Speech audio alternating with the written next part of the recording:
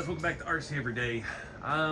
Just worked on this truck in the last video just to take a break from the red truck. Now the bugs bit me, so I'm gonna keep working on it.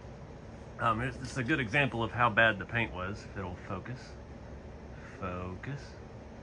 Oh, come on. Anyway, you can kind of see the orange peel in that. Sanded it down a little bit. I scuffed the whole truck with 1000 grit. Try not to get too aggressive. I didn't want to bring too much of the black through. Luckily this truck was the black edition or whatever they called it, so we didn't get white plastic through.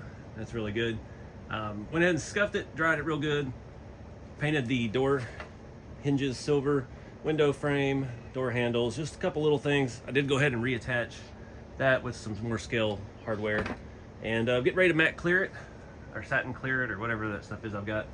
And we're gonna do a little bit heavier patina. So when I did the grand hauler, I just screwed up the paint exactly the same way this did, and it actually came out looking real good. I didn't do anything after the matte clear, just kind of left it as is. This one we're going to take a little further, so I'm going to do like my black wash with the Vallejo pigment and pigment binder, and just dingy it up. These trucks have a ton of nooks and crannies and gaps in the doors and body lines and the rivets and stuff, so I think it's going to pop really good. In doing that though, we're going to have to do some on the chassis as well. We're going to have to do something about the chrome, so that's what we're going to look at today. In the last video I mentioned I ordered the actuator. I'm not sure if that'll be here in time for this video, but yeah, one thing at a time. I did go ahead and paint the bottom of the dump bed and the back of the tailgate today since the paint was dry, and I got that stuff drying. We're going to do the same thing with that. We're just going to kind of scuff it. That'll be cool because that'll bring out red primer on the edges and stuff, and give us a nice look. So yeah, I think I'm gonna get this going, get the paint on this, get our chassis over here, and we'll start looking at pigments on those stark white wheels. And I want to try some stuff. We have that awesome stainless steel fuel cell on there. I want to make it look like there's stains from fuel spilling and some stuff like that. So we'll see what we can do. You turn around 5 minutes and the weather changes here. Now I got a cold north wind. It looks like I've run the paint on this side. Somehow this stuff dries so quick. A big old run line across that. Fighting the wind, trying to get the spray. We'll let that dry and assess it here in a little bit. All right, so I've done a set of these wheels before on the Rat King hauler. There's a lot of sets of those wheels. 3 on the trailer of duals. So it's going to be a nightmare because one, I can't get some of these off. So we're going to have to try to do this on the truck. And yay. So I'm just going to jack around with this. I've got slightly dirty used paintbrush. I am almost out of this. We should have enough to do what we need to do. Just had to order some more. It's one of those days where you go to do something and like, oh, I'm out of that. Go do something else. I'm out of that. So yeah, I think I'm going to start up front. Try not to get this all over my table. The key is just get it in all the cracks and then wipe it. And where it stays is where it would, where it would be in real life, up in that lip of that wheel. I thought about maybe using the sponge and the acrylic, making some rust scratches around the edges, but I don't know. I tend to get carried away with that stuff. Again, we're not going to go that heavy with this, so yeah, let's take it easy. I'm not sure yet on the chrome. The chrome, I would say to take like Scotch-Brite and just kind of scuff it, dull it down, make it look hazy and scratched and used. But I'm a little worried because sometimes I do that and you immediately get down to the plastic. The chrome's super thin. So I've had a mixed results with that, like the Red Cat. The chrome on that thing, super thick, super hard. I was able to just scuff it up and it almost looks like stainless. So I don't know how we'll fare with that. This is already a used bumper on the front of this, so I think I have a scrap bumper. I did find some parts also earlier. Did find side windows. I don't have a windshield. There's a chrome dash. I've got a regular dash. I already have a dash painted black that we're probably just going to use since that's already ready to go. And I did order one parts tree a long time ago. This has our side intakes, our stacks, our headlights, our grill, and our visor, so even the wipers. So we got a good assortment to start with. I stole one stack off of there already. I don't know where that went. One thing I don't have is the screen to go behind the grill, and I used to have a piece of window screen that I'd saved just to do this with, and I couldn't tell you where it is to save my life. But anyways, let's play with some dirt.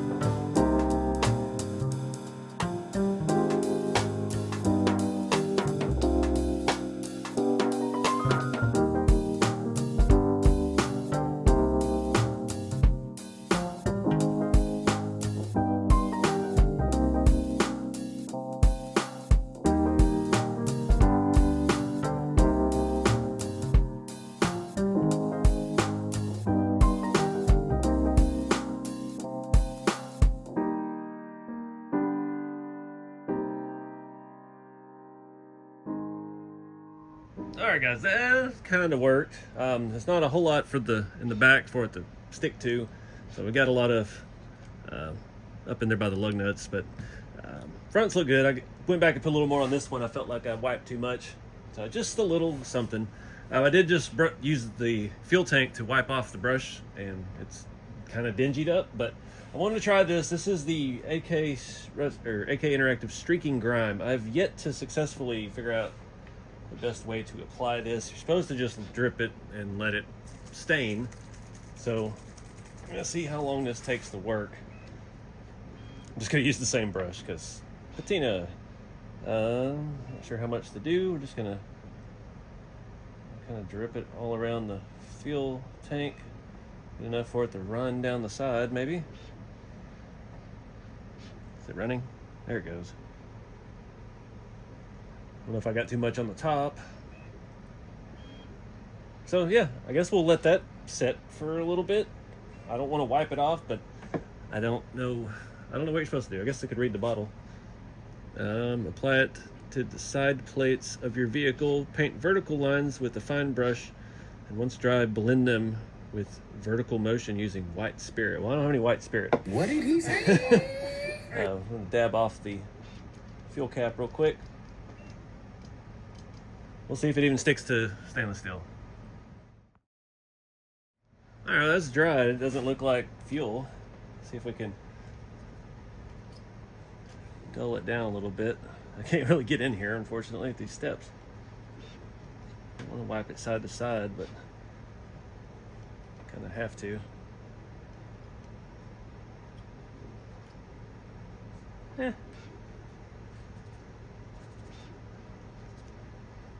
That'll work. It's something. It's another little detail.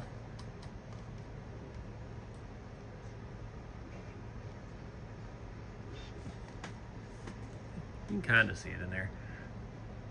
There you go. You can see it in the light there. So anyway, let's look at the body and see how bad my run is. It's pretty stinking bad over here. It's still wet. Dang it. It was looking so good. Everything filled in, all of our horrible orange peel, and almost all of it. It was looking pretty good, but let that dry a little bit further before we jack with it anymore.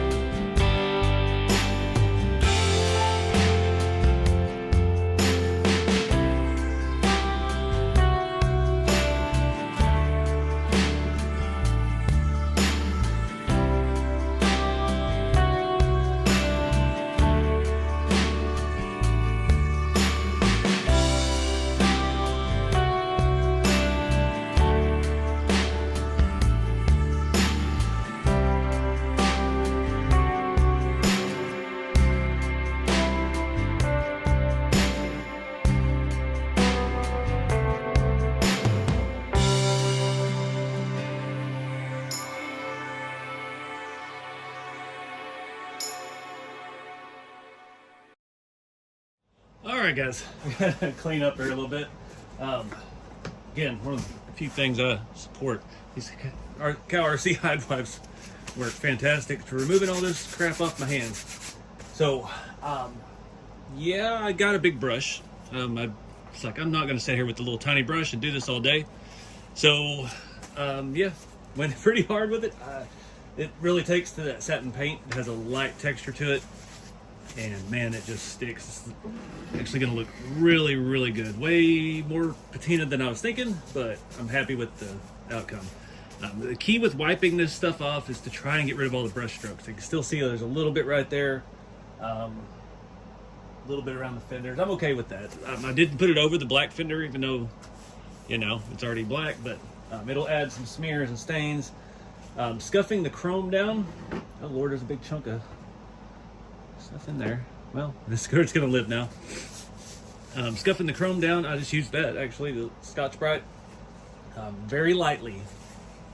And the key with that is to try to only go one direction. I mean, you can flip the pad all you want, but only brush it one direction. So like I had to do this a couple different ways, but very delicately, trying to not get down to the plastic. This bumper apparently was the black edition, and it had black plastic underneath it, so that adds to the effect. The grill, I don't believe was. You can kind of tell the heads of those rivets there, but it just works with the black wash. You can't really tell. I did, let me zoom you in, find my window screen, and first thing I saw was this big split section in it, and I was like, sure, why not? Let's put that in the truck. Actually, kind of looks cool. I should probably trim that one little piece brace across there was broken. This is just an old body that I got from Joseph, and it was broken like that when I got it. But I should probably trim that off so you can't see it back there. This is not as fine a mesh as what would come with this truck, so we may end up looking down in the future something else put behind there. It looks like a radiator, and I don't know how far we're going to take it. But like I mentioned earlier, this body has so much detail, and especially like that, it just lends itself to this kind of weathering. It gets in all these little gaps. Hood gap, it accentuates every detail. And when the door frame itself is on those is all aluminum, it's all one piece, and it sticks out a little bit. All the rivets, I'm digging it. The back piece did not take, I'll spin around too much, not take it very well. That's that 3D printed piece that came from eBay, and that is a I'm sure it's PLA. It was pretty plain Jane print. So I did forget I was going to paint that frame black before we got here, and yep, too late. But luckily we won't be able to see it because of the dump bed. Unfortunately, also Amazon was way too late today. I didn't get my actuator, so I'm kind of stuck with that. Hopefully it shows up tonight at my mailbox. For some reason they think it's a business. They can barely get there before they close. So anyway, Amazon, I swear. But let this dry. I think we're probably going to wrap the video up here. I don't want to get too far involved with this. I'm not ready to start the bed yet. Yeah, let's just get this up, mocked up and see what we've done. All right, guys, that looks a whole lot better than it did. Even just a little bit we did at the tank. Just wiping that black pigment and binder around it. Just really aged that stainless a lot. So I think we need to do a little bit more work on the other side. I didn't get quite as aggressive with it, so the steps, it was hard to get because everything was going through the grate. It was just falling through like a sand sifter. But I'm digging it. The body looks good. The reason I'm not going on right now, again, I'm missing half the chrome for this truck. But two, it's a lot of work. Those tanks are two pieces. We've got the hose, the intakes. That's going to be a ton of work to sand that. These will be pretty easy. And we got to figure out different tips for them to work around our dump bed. I still don't have any of the horns or lights for the top, the fender lights. So there's a ton of little tedious chrome stuff that we're going to have to dingy up a little bit. I like leaving that rip in it. Kind of works. The bumper's a little crooked. I did use mismatched bolts on that. I think I have some of the headlight bezels. I don't think I have the lenses.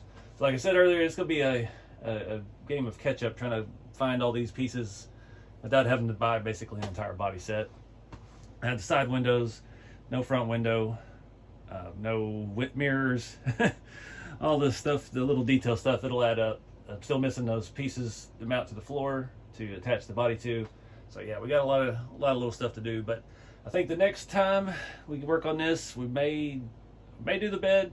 I may wait on the bed until we get the little word escapes me. The little cylinder hooked up for the dump bed function, whatever that's called.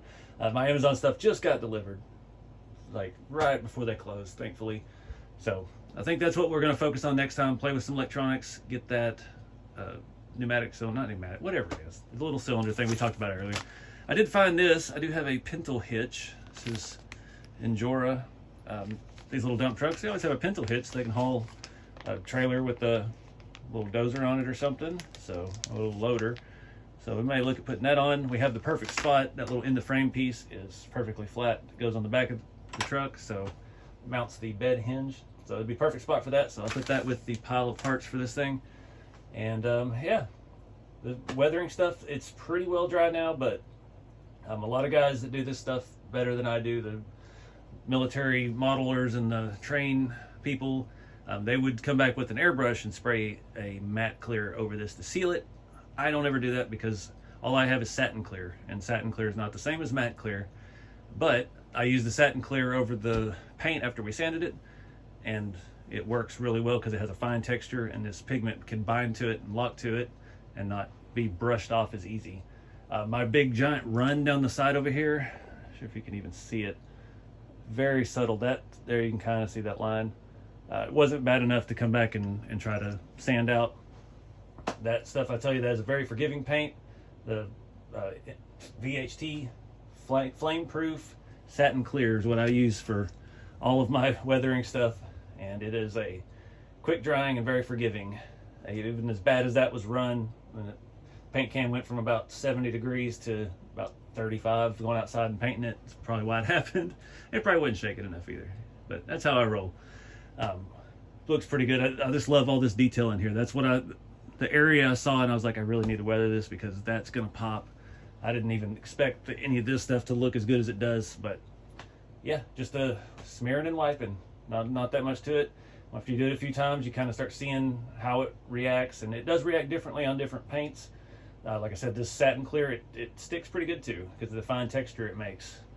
But that fine texture also hid all of the orange peel that we had. Because I wet sanded that to 1,000. I did not take it down nearly as far as it needed to go, and you can't really tell. If you look at it up close, you can kind of see the fine texture of the clear, but you cannot see the giant chicken nugget shaped orange peel that's on it. So that's a really good way to cover it up, especially if you're doing patina already. So anyways, guys, next time we'll do the lift cylinder and start playing with that. So appreciate y'all watching. Get out there and have some fun with the hobby. Don't be afraid to try stuff. Even that. Keep it scale, and I'll see you next time.